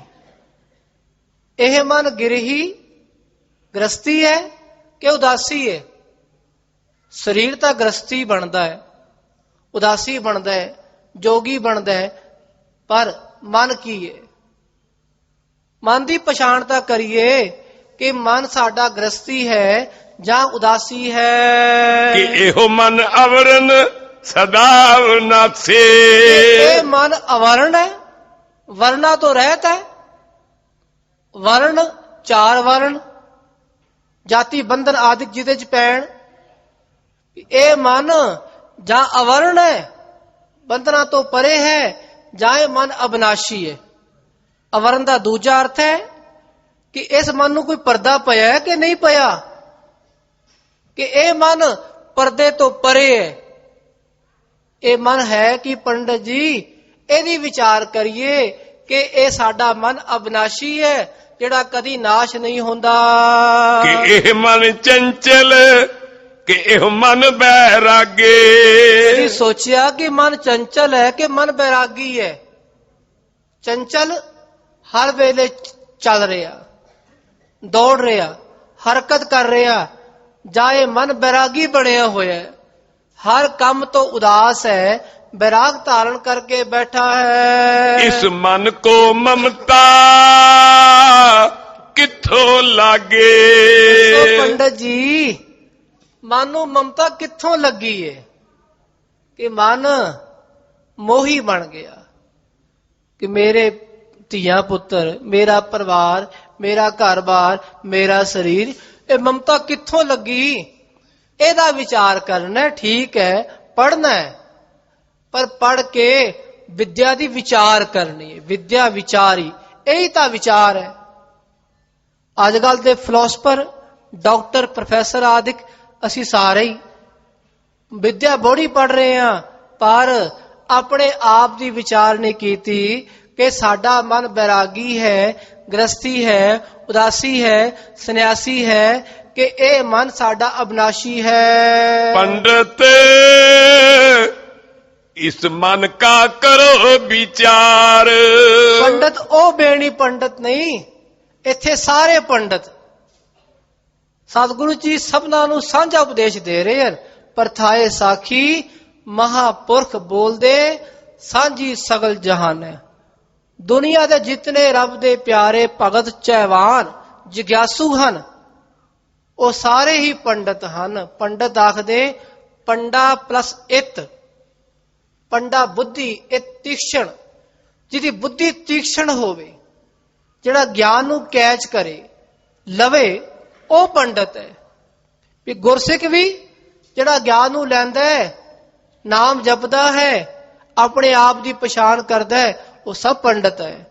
पंडित जी अपने आप की विचार दा करिए कि मन है कि ये मन किथों पैदा होया है, इहदा स्वरूप की है। अवर के बहुता पर उठावे भार। भी होर पढ़ी जाओ, अपने सिर ते पंडा लद लो। पढ़ पढ़ गड्डी लदी है, पढ़ पढ़ के पंडा ही लदनी है, गड्डे ही भरने। ज्ञान तो बहुता ले लिया, पर ज्ञान पढ़ के अंकार आ गया। इस तरह गल नहीं बननी पंडित जी। ये तो अंकार है, अंकार का जन्म मरण का कारण है। हो विच आउणा, हो विच जाउणा, ये तो पिया रहना है। पंडित जी अपने आप की विचार करिए, ताही कुछ भला होना है। रहा विश्राम दे के सतगुरु जी अगाह बयान करते हैं। माया ममता करते लाए। पहली गल कि इस मन नू माया रूपी ममता परमात्मा ने लगाई है, होर कोई लगाने वाला नहीं। आखो सतनाम सिंह। असी अपने आप नू कोसदे हैं कई बारी कि मैं तो बड़ा मोही बन गया। ठीक है, कोसना भी चाहिए, पर हुक्म विखे रहिए उथे की है माया ममता करते लाई। सब कुछ आप ही करवाने वाला है, आप ही ग्रसी बनवाने वाला है, आप ही बैरागी बनवाने वाला है, आप ही अवर्ण है ते आप ही विनाशी है। ये हुक्म है, जिन्हें ये जान लिया ਉਹਨੇ ਮਨ ਦੀ ਪਛਾਣ ਕਰ ਲਈ ਕਿ ਇਸ ਮਨ ਨੂੰ ਮਾਇਆ ਰੂਪੀ ਮਮਤਾ परमात्मा ने आप लगाई है। एओ हुक्म कर सृष्टि उपाई, उस वाहिगुरु ने हुक्म द्वारा सृष्टि पैदा की है। कीता पसाओ एको कवाओ, तिसते होए लख दरियाओ। ओदा हुक्म हो गया, बन गया, फुरना सी। हुण तुम सोचोगे भी रब उदों की सोचदा होवेगा। उदों सुन अवस्था विखे उन्हें अपने आप नू फैलाया, एक बीज तो पसारा कीता, संसार ही बन गया। ओदा बीज एक आखिया ओंकार स्वरूप पूरा संसार ही बन गया। उस वाहिगुरु ने अपने हुक्म द्वारा ये समूह सृष्टि पैदा की है। गुर प्रसादी बूझो भाई, सदा रहो हर की शरणाए। ए भरावो जानो बुझो पर गुरु दी कृपा सदका सदा रहो, हमेशा ही गुरु दी शरण विखे रहो। ये समझ लवो, बुझ लवो, जान लवो कि सब कुछ गुरु दी कृपा सदका होना है। ते गुरु दी कृपा लैण लई हमेशा ही गुरु दी शरण विखे रहना पैंदा है। से पंडित जे तिहा गुणा की पंड उतारा। रजो गुण, तमो गुण, सतो गुण, ये गुणा दी पंड है। जिन्हें अपने पंड सीस तो पंड उतार ली तिना गुणा दी, ओ पंडित है। एवें नहीं पंडित बनीदा भी तीन गुण ता मन विखे, कदी तामसी बिरती, कदी राजसी बिरती, कदी सात्विक बिरती, ए नहीं। जेड़ा तुरिया अवस्था विखे पहुंच गया ओही पंडित है। अन दिन एको नाम वखाना, अन दिन दिन रात एक नाम नू हमेशा वख्यान करदा है, ओदा ही जाप कर रहा है। सतगुर की ओ दीख्या ले, सतगुर दी ओ दीख्या लैण वाला है, ज्ञान लैण वाला, सिक्ख्या लैण वाला है। सतगुर आगे सीस तरे, पंडित है जेड़ा अपना शीस अपने गुरु नू अर्पण कर दवे। सदा अलग रहे निर्वाण, अलग रवे दुनिया तो मस्त रवे, निर्वाण रवे। सो पंडित दरगाह परवान, पंडित दरगाह विखे प्रवान होंदा है। सबना में एको एक वखाना, सबना विखे एक नू ही पछाणदा है ਅਤੇ ਵਿਖਿਆਨ ਕਰਦਾ ਹੈ। ਜਾਂ ਇੱਕ ਵੇਖੈ ਤਾਂ ਏਕੋ ਜਾਣੈ, ਇੱਕ ਨੂੰ ਵੇਖ ਰਿਹਾ, ਇੱਕ ਨੂੰ ਜਾਣ ਵੀ ਰਿਹਾ, ਕੇਵਲ ਵੇਖ ਵੀ ਨਹੀਂ ਰਿਹਾ, ਨਾਲ ਜਾਣਦਾ ਵੀ ਹੈ। ਜਾਂ ਕੋ ਬਖਸ਼ੈ ਮੇਲੇ ਸੋਏ, ਕਿਰਪਾ ਵਾਹਿਗੁਰੂ ਜਿਸ ਤੇ ਕਰਦਾ ਉਹਨੂੰ ਮਿਲਦਾ ਹੈ। ਜਾਂ ਕੋ ਬਖਸ਼ੇ ਮੇਲੇ ਸੋਏ, ਆਪਣੇ ਨਾਲ ਉਸ ਨੂੰ ਹੀ ਮਿਲਾਉਂਦਾ ਹੈ। ਇੱਥੇ ਉਥੇ ਸਦਾ ਸੁਖ ਵੇ, ਪੰਡਤ ਨੂੰ ਉਸ ਗੁਰਸਿੱਖ ਨੂੰ ਇੱਥੇ ਵੀ ਸੁਖ, ਅਗਾਹ ਵੀ ਸੁਖ, ਉਹਦੀ ਹਰ ਥਾਂ ਹੀ ਫਤਿਹ ਹੀ ਫਤਿਹ ਹੈ। ਕਹਿਤ ਨਾਨਕ ਕਵਨ ਬਿਦ ਕਰੋ ਕਿਆ ਕੋਏ। ਆਖਦੇ ਪਿਆਰੇ ਗੁਰਸਿੱਖੋ ਕੋਈ ਨਹੀਂ ਕੁਝ ਕਰ ਸਕਦਾ, ਕਰਵਾਉਣ ਵਾਲਾ ਉਹੀ ਹੈ, ਬੰਦਾ ਕੀ ਕਰ ਸਕਦਾ ਹੈ। ਸੋਈ ਮੁਕਤ ਜਾਂ ਕੋ ਕਿਰਪਾ ਹੋਏ, ਬੰਦਾ ਮੁਕਤ ਹੈ ਜਿਸ ਤੇ ਵਾਹਿਗੁਰੂ ਆਪਣੀ ਕਿਰਪਾ ਕਰ ਰਿਹਾ ਹੈ। ਅਨ ਦਿਨ ਹਰ ਗੁਣ ਗਾਵੇ ਸੋਏ, ਹਰ ਵੇਲੇ ਗੁਰੂ ਦੀ ਕਿਰਪਾ ਸਦਕਾ ਵਾਹਿਗੁਰੂ ਦੇ ਗੁਣ ਗਾਉਂਦਾ ਰਹਿੰਦਾ ਹੈ। ਸ਼ਾਸਤਰ ਵੇਦ ਕੀ ਫਿਰ ਕੂਕ ਨਾ ਹੋਏ, ਨਹੀਂ ਕਿਸੇ ਦੀ ਲੈਣੀ ਦੇਣੀ ਨਹੀਂ, ਨਾ ਸ਼ਾਸਤਰਾਂ ਦੀ ਤਾਂ ਵੇਦਾਂ ਦੀ, ਉਹ ਤਾਂ ਹਰ ਵੇਲੇ ਨਾਮ ਵਿਖੇ ਮਸਤ ਰਹਿੰਦਾ ਹੈ।